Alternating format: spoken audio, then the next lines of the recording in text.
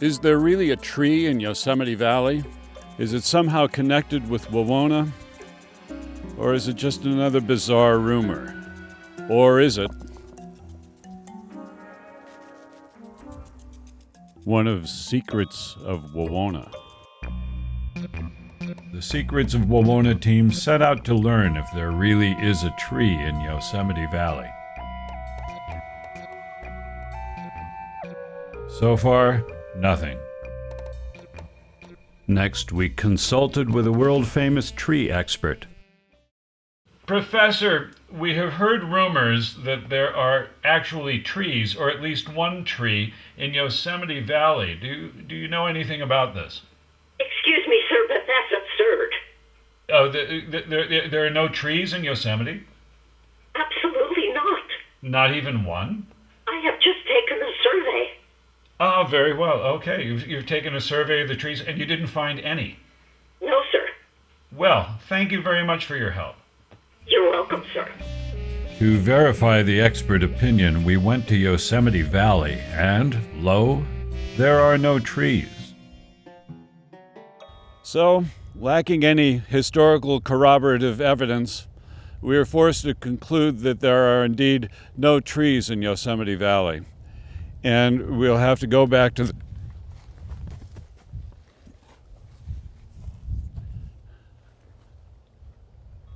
Well, that might be a tree, but it isn't a tree until we find corroborative evidence from historical sources. These historic photographs from the Yosemite archives show that there is indeed a tree in Yosemite Valley.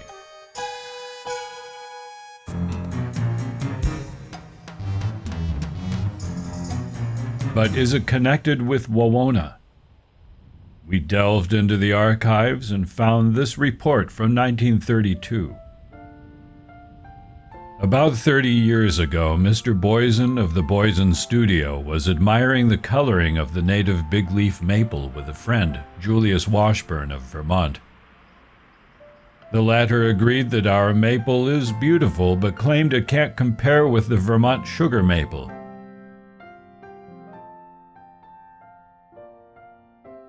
So, in 1903, he sent Boysen 11 maples, which were set out by the store.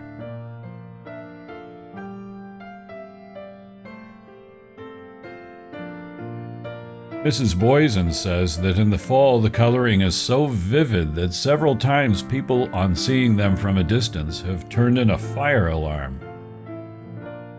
Julius Washburn of Putney, Vermont, was at the Wawona Hotel where he was visiting his brothers, Ed and John. After his conversation with Boysen, Washburn wrote this in a letter to his wife back in Vermont. April 2nd, 1903. Dear Mary, Mr. J.T. Boysen has been here for 2 days, and he wishes me to write you and see if you would send him by express some small maple trees, about 2 feet tall or a little less. Put some soaking about the roots, and I think they will come out all right, and he may make half of them live.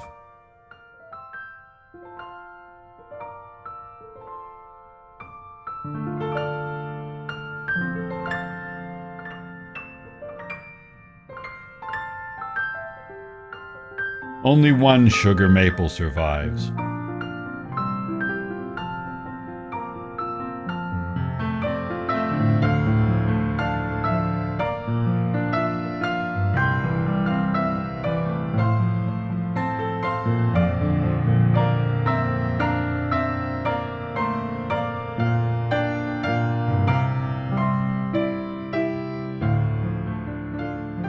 To this day, autumn visitors to Yosemite admire the magnificent oaks and big-leaf maples, but always head across the road from the Yosemite Chapel to photograph Julius and Mary Washburn's Vermont sugar maple.